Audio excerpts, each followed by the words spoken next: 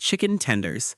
Chicken tenders are cut from the tenderloin, the small strip of muscle underneath the breast that does almost no work during the chicken's life. The result is the most tender cut on the bird, which is why every child in America has eaten thousands of them. Raising Cane's built an entire billion-dollar chain around chicken tenders exclusively. Their menu has essentially one item. McDonald's introduced them nationally in 1996. KFC's original recipe tenders outsell their bone-in chicken in most global markets. The most ordered item for children became one of the most competitive categories in fast food history. Deep fried Oreos. Deep fried Oreos were introduced at the San Diego County Fair in 2002 by vendor Charlie Bogosian, who dipped Oreo cookies in funnel cake batter and fried them. The result won the fair's Best New Food Award. State fairs across America added them within 2 years. The heat softens the Oreo cream filling into something closer to warm custard, while the chocolate cookie absorbs the batter and becomes entirely different from the original. Charlie Bogosian has been called the most influential fair food inventor in American history. One county fair experiment became the most replicated state fair food in the country. Fried avocado. Avocado is 70% fat. Frying it adds more fat. Nobody involved in this decision has ever regretted it. Fried avocado emerged from Tex-Mex restaurant culture in Texas in the 2000s as chefs discovered that the high fat content of avocado creates an interior that stays creamy under heat, while the exterior crisps in breadcrumbs or batter. The result is a texture contrast that no other fried vegetable produces. Avocado prices tripled globally between 2010 and 2020 as demand surged. The most expensive vegetable in modern grocery stores became a state fair frying experiment that worked better than anyone expected. Deep fried lasagna. Lasagna already contains layers of pasta, meat, ricotta, mozzarella, and tomato sauce baked until set. Taking a cold slice, coating it in breadcrumbs, and deep frying it takes something that was already excessive and makes it structurally dangerous. The cold lasagna holds its shape during frying because the refrigerated layers have solidified. The heat crisps the exterior while reheating the interior simultaneously. Italian grandmothers who spent hours layering the original would not recognize or endorse this version. American state fair vendors introduced it anyway. It has been one of the most ordered novelty foods at county fairs since its introduction. Fried pickles. Fried pickles were invented in 1963 at the Duchess Drive-In in Atkins, Arkansas by owner Burnell Austin, who battered and fried dill pickles to use surplus inventory. The combination of sour brine and hot, crispy batter worked immediately. The format stayed regional for decades before spreading nationally through casual dining chains in the 2000s. Applebee's put them on their national menu. Buffalo Wild Wings followed. The sourness of the pickle cuts through the richness of the batter in a way that makes each bite reset for the next one. And Arkansas Drive-In's inventory solution became one of the most ordered bar appetizers in America. Deep fried Snickers. The deep-fried Mars bar was invented in Scotland in 1995. Scotland then applied the same logic to a Snickers. The caramel and nougat inside a Snickers behave differently under heat than the caramel in a Mars bar, producing a molten interior with more textural contrast. American state fairs adopted the format in the early 2000s, and the Snickers version outsold the Mars bar version in U.S. markets because Americans have a stronger emotional connection to Snickers. The same Scottish fish and chip shop logic that produced the fried Mars bar accidentally created a competition between two chocolate bars about which one fries better. Pizza Frita. Pizza Frita is Neapolitan fried pizza invented in Naples after World War II when wood-burning ovens were scarce and expensive to operate. Street vendors fried pizza dough in lard instead, filling it with ricotta, salami, and tomato. It was cheaper, faster, and required no oven. Naples ate it standing up on the street. Sophia Loren famously sold pizza Frita from a cart in the film Loro di Napoli in 1954, making it internationally recognizable. The oven pizza eventually overshadowed it globally. Naples never stopped making it. The version that predates modern pizza by necessity is still sold from the same street corners. Coconut shrimp. Coconut shrimp became an American restaurant staple in the 1980s when Caribbean-influenced cuisine entered the mainstream casual dining market. Shrimp coated in shredded coconut and fried produces a sweetness that contrasts with the natural brininess of the seafood in a way that no other coating achieves. Red Lobster put it on their national menu and it became one of their most ordered appetizers. The pineapple dipping sauce served alongside is not optional. It is the entire flavor completion of the dish. A Caribbean coastal technique packaged for American chain restaurants became a permanent fixture on casual dining menus across the country. Deep fried Twinkies. The fried Twinkie was invented at Chip Shop in Brooklyn in 2001 by British owner Christopher Sell, who deep-fried American junk food as a commentary on both cultures. He did not expect anyone to take it seriously. The Texas State Fair added it in 2002. It became the most photographed food at the fair that year. Hostess began marketing Twinkies specifically for frying after fair sales demonstrated demand. The sponge cake absorbs the batter differently than denser foods, creating a lighter exterior that browns faster and a cream filling that warms without liquefying completely. A British artist's joke about American food became an American institution within 12 months. Wagyu katsu, tonkatsu. Tonkatsu is a Japanese pork cutlet breaded in panko and deep-fried. Panko Japanese breadcrumbs are coarser and drier than Western breadcrumbs, absorbing less oil and producing a lighter, crispier crust. Japan developed tonkatsu in the Meiji era as an adaptation of European schnitzel using Japanese technique. The Wagyu version uses A4 or A5 beef instead of pork, creating a cutlet where the fat marbling renders during frying into something no standard beef cutlet can replicate. A European technique adapted by Japan and then applied to the world's most expensive beef produced one of the most luxurious fried foods in existence. Fried deviled eggs. Deviled eggs have been a staple of American potlucks and church gatherings since the 1940s. The fried version takes the hard-boiled white, fills it with the yolk mixture, and deep fries the entire assembled egg in seasoned batter. The heat transforms the yolk filling from cold and creamy to warm and custardy, while the white develops a crispy exterior. Southern restaurants began serving them as appetizers in the 2010s, when Southern cuisine entered its national moment.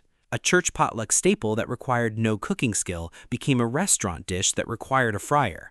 The upgrade was unnecessary and completely worth it. Fried cheesecake. Cheesecake is already a dense, rich dessert that requires no improvement. State fair vendors improved it anyway. Frozen cheesecake slices coated in graham cracker batter and deep fried briefly produce an exterior that mimics the graham cracker crust of the original, while the interior warms into something between cold cheesecake and warm custard. The temperature contrast inside a single bite, crispy hot exterior against warm creamy interior, delivers every element of the original cheesecake experience in a format that requires no fork. New York cheesecake purists have expressed strong opinions about this development. State fair attendees have expressed stronger opinions in the opposite direction by continuing to order it. Fried calamari. Fried calamari became the default appetizer at American Italian restaurants in the 1980s when restaurant owners discovered that squid, one of the cheapest seafood products available, could be battered and fried into something that customers would pay appetizer prices for. The profit margin on fried calamari is among the highest of any restaurant appetizer. Squid costs a fraction of shrimp or scallops and produces a comparable fried result. American consumption of calamari increased by over 300% between 1980 and 2000 as Italian restaurants proliferated nationally. A cheap fishing bycatch that Mediterranean fishermen had eaten for centuries became a premium restaurant appetizer in America because an Italian restaurant owner in the 1970s decided to put it on the menu. Japanese karaage. Japan studied American fried chicken and concluded America was doing it wrong. Too thick, too large, wrong starch. Karaage uses small pieces marinated in soy, ginger, and sake, coated in potato starch that fries into a shell so thin it barely exists. Japan then created a formal government body to regulate it. The Karaage Association of Japan holds annual competitions and issues official certifications. America invented the category. Japan formed an agency to regulate quality standards for it. Tater tots. Tater tots were invented in 1953 by two brothers who founded Ore-Ida in Oregon. They had leftover potato scraps from cutting French fries and instead of discarding them, chopped the scraps, mixed them with flour and seasoning, and extruded them into small cylinders. They sold the first bags for 10 cents. Americans were initially reluctant to pay for what looked like potato scraps. Ore-Ida lowered the price to almost nothing and gave them away. Once Americans tasted them, full-price sales followed immediately. Today, Americans consume approximately 70 million pounds of tater tots per year. Schnitzel. Austria invented it, Germany perfected it, Australia made it a religion. Australians took schnitzel, covered it in tomato sauce and melted cheese, called it a parma, and built an entire pub culture around it. There are websites dedicated exclusively to rating chicken schnitzels at Australian pubs. Italians have no idea what a parma is. Australians argue about authentic parma with the intensity Italians argue about pasta. The Italians invented neither version of this argument. Arancini. Arancini are Sicilian fried rice balls filled with ragu, mozzarella, and peas, coated in breadcrumbs and deep fried until golden. The name means little oranges in Italian, describing their shape and color. They were invented in Sicily in the 10th century during Arab rule as a portable meal that could be carried without refrigeration. Sicilian grandmothers have been making them from leftover risotto for 1,000 years. American Italian restaurants began serving them as appetizers in the 2000s and charged significantly more than any Sicilian grandmother would consider reasonable. A 1,000-year-old leftover solution became a premium restaurant appetizer. Popcorn chicken. KFC invented popcorn chicken in 1992 and accidentally created a new food category. The concept was simple. Take all the irregular pieces left over from cutting chicken into standard portions, batter them, and fry them small enough to eat by the handful. What started as a way to use leftover scraps became one of the most copied items in fast food history. Every major chain released their own version within years. The pieces are so small they cook faster, absorb more coating per bite, and cool down slower than regular fried chicken. Scientists who study snacking behavior say bite-sized food is harder to stop eating because each piece feels like a small commitment. KFC understood this in 1992. The rest of the industry caught up eventually. Korean mozzarella corn dog. The Korean corn dog uses rice flour batter instead of cornmeal, producing a chewier, lighter exterior than the American original. The potato cube coating, small cubes of raw potato pressed into the batter before frying, creates a textured surface that crisps into something between a hash brown and a crouton surrounding the dog. The mozzarella version stretches to lengths that make every eating experience a social media moment, whether intended or not. Korean corn dog shops began opening in American cities in 2020 and generated lines that suggested the country had been waiting for this specific product without knowing it existed. A Korean reinvention of a 1942 Texas State Fair invention went viral 80 years later. Churros. Churros were brought to Europe by Portuguese sailors returning from China in the 16th century, where a similar fried dough called youtiao had existed for centuries. Spain adapted the recipe, added cinnamon sugar, and paired it with thick hot chocolate for dipping. Spanish colonization carried churros to Mexico and Latin America, where they evolved into the street food format that reached the United States through Mexican-American communities. Disney theme parks began selling churros in the 1980s and now sell approximately 3.5 million annually across their parks. A 16th century Portuguese sailor snack became one of the most recognizable theme park foods in the world. Curly fries. Curly fries were invented by Arby's in the 1980s using a specialized spiral cutting blade. The increased surface area creates more crispy edges per fry than any straight cut can produce. Arby's seasoning blend of paprika, garlic, and onion powder became so associated with the shape that competitors who released their own curly fries were consistently described by customers as tasting like Arby's regardless of the seasoning used. A cutting blade and a spice blend created such a specific eating memory that the shape alone triggers the flavor. Curly fries are now one of the most recognized fast food side dishes in America. Funnel cake. Funnel cake arrived in Pennsylvania with German immigrants in the 1800s and was called Strauben in German-speaking communities. The batter is poured through a funnel in circular patterns directly into hot oil, creating a lacy fried dough that is dusted with powdered sugar immediately after cooking. American state fairs adopted it in the 1970s, and it became the defining fair food of the East Coast. The smell of funnel cake frying is so specifically associated with fairgrounds that it functions as a sensory trigger for childhood memories across multiple generations of Americans. No other food smells like exactly that one specific thing. Cheese fries. Cheese fries are exactly what they sound like, and that simplicity is the entire point. French fries covered in melted cheddar or processed cheese sauce. The processed cheese sauce version, made from Velveeta or similar products, became standard at American sports bars and stadiums because it stays liquid at room temperature and coats every fry evenly. A cheese that technically requires no refrigeration and never fully solidifies became the default topping for one of America's most ordered bar snacks. Food scientists created it for processed food manufacturing. Sports bar owners realized it was perfect for fries. Customers never asked questions. Strawberry frosted. The Simpsons premiered in 1989. Homer Simpson's donut was pink frosted with sprinkles in the opening credits of every single episode.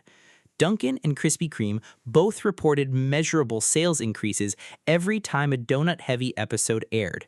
A cartoon character eating a donut for 35 years of television created more brand awareness for the pink frosted format than any advertising campaign in donut history.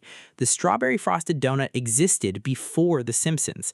After The Simpsons, it became a cultural symbol recognizable in countries where neither Dunkin' nor Krispy Kreme operates. Homer did that for free. Classic glazed. Krispy Kreme's original glazed was developed in 1937 from a recipe founder Vernon Rudolph bought from a New Orleans chef for an undisclosed amount. The glaze is applied while the donut is still hot, creating a thin shell that cracks slightly when bitten. Krispy Kreme installed windows in their shops specifically so customers could watch the glazing process on the conveyor belt.